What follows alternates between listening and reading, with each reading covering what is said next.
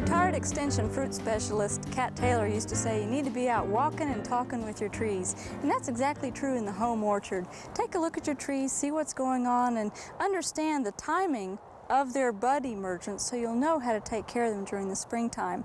And take a look at this dwarf apple tree. We have some interesting things going on here. This has an interstem graft, and if you've ever ordered a fully dwarfed tree from a nursery, you might not notice it when the tree is really young, but it actually has 3 points where grafting has occurred. Down the soil line, there's a first graft, and there's a rootstock there that it imparts dwarfness, and then there's a second graft right here where they've put in what we call an interstem to ensure additional dwarfness, and then our final variety is right here on top. And sometimes over time this tends to swell out or bulb out, and you can end up with graft incompatibility in a few isolated cases, so keep an eye on that interstem. Also, take a look at the bud stage of your apples. Now, we've pretty well written off our peach crop out here in the studio gardens, but the apples still have an excellent chance of making this spring. These haven't quite opened up yet, but in another day or two they'll be at what we call the pink stage, which is where the petals are just showing color, and then they'll be beginning to open up. And we want to start paying attention to our temperatures in the garden. And one thing that we find is an invaluable tool in the home garden is a maximum minimum thermometer. This is just a thermometer that has an extra little piece in here of alcohol, and it helps identify how hot and how cold it got in your garden.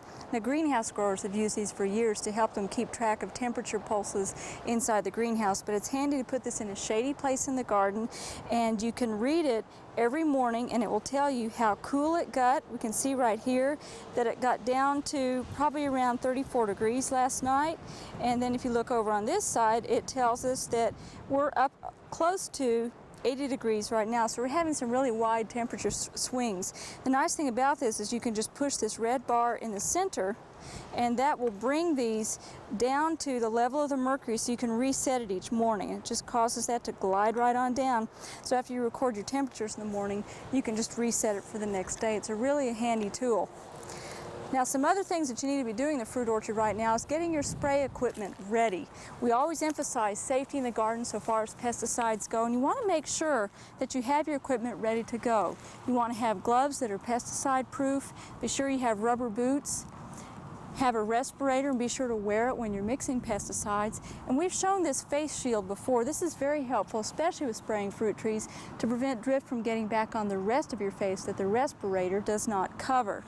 And last of all, we have a coated Tyvek suit that is used and dedicated just for pesticide spraying and completely covers your clothing while you're spraying, and that's also very helpful. Just remember that the legs of it need to extend over the tops of your boots and not be tucked down inside.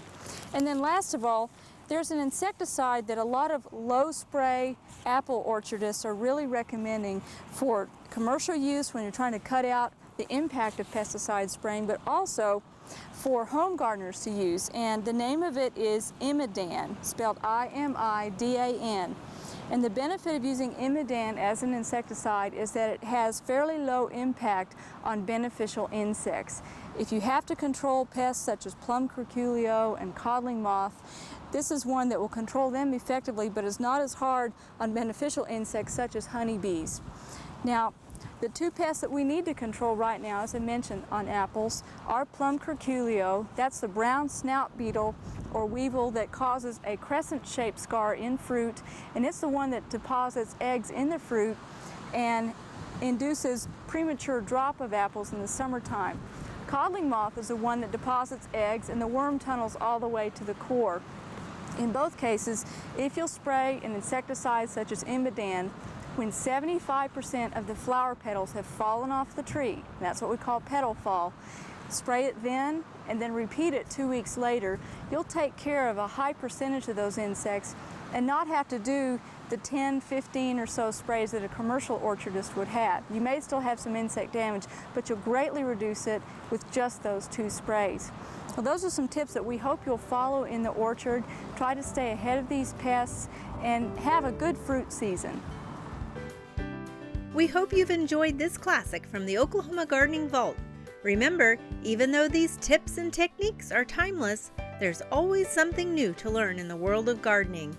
By subscribing to both Oklahoma Gardening and OK Gardening Classics, you'll have access to a wealth of gardening knowledge, both classic and contemporary.